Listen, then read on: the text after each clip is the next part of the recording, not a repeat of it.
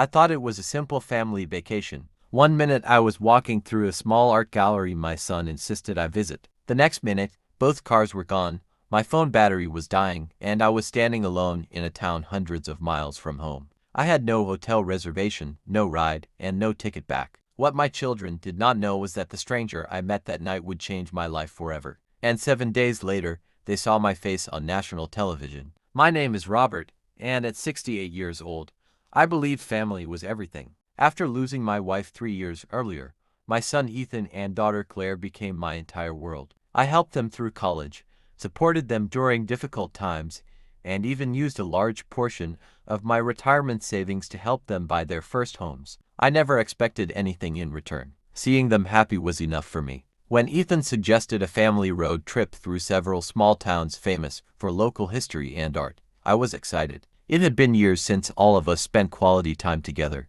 During the drive, everything seemed normal. We laughed together, shared meals, and took photographs. Looking back now, I realized they were unusually interested in discussing my finances and retirement plans. At the time, I ignored the warning signs because I trusted them completely. On the third day of the trip, we stopped in a quiet town known for its historic district. As we parked near the town square, Ethan pointed toward a small art gallery and told me I should take a look inside because he knew how much I enjoyed local artwork. Claire agreed and said they would grab coffee nearby while I explored. It sounded harmless. I smiled and walked inside, expecting to spend 20 minutes browsing paintings before rejoining them. The gallery was beautiful, filled with landscapes and photographs from local artists. When I finally stepped outside, something felt wrong immediately. Both cars were gone. At first, I assumed they had moved to another parking spot. I called Ethan, but the call went straight to voicemail. I tried Claire. No answer. My phone battery was already below 5%.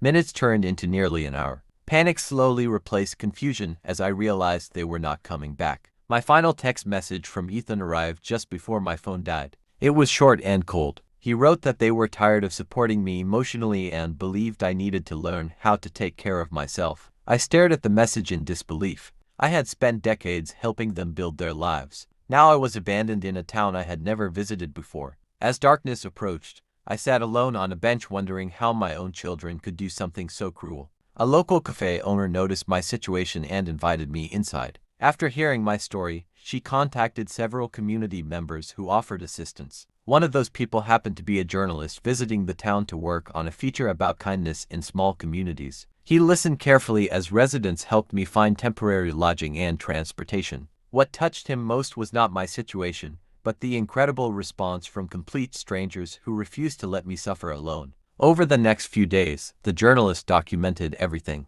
He interviewed local residents, recorded their acts of generosity, and included my experience as part of a larger story about communities helping abandoned seniors. The segment was eventually picked up by a major national news network. I never imagined my story would attract attention beyond that small town, but the emotional interviews resonated with millions of viewers across the country. Exactly 1 week after I was abandoned, the story aired nationwide. My phone exploded with messages from old friends, former coworkers, and distant relatives. Support poured in from everywhere. Viewers were outraged by what had happened and inspired by the kindness shown by strangers. The story became one of the most shared segments of the week. For the first time in years, people truly heard my voice and understood my journey. Meanwhile, Ethan and Claire were facing consequences they never expected. Friends, neighbors, and even business associates recognized details from the broadcast. Questions began appearing everywhere. People wanted to know why a father who had sacrificed so much for his children had been left stranded without help.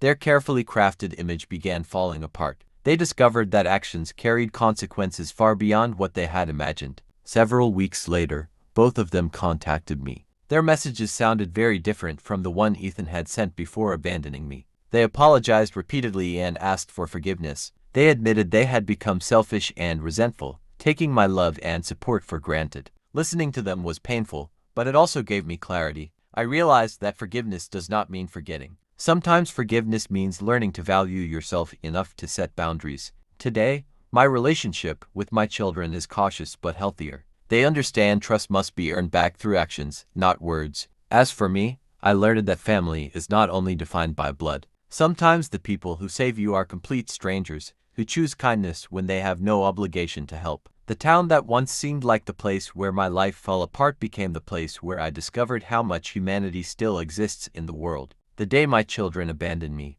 I thought I had lost everything. What I did not know was that their betrayal would introduce me to people who restored my faith in humanity. They left me stranded and forgotten, but 1 week later, the entire country knew my story. And the lesson they learned was simple. Never underestimate the power of karma when the truth finally comes to light.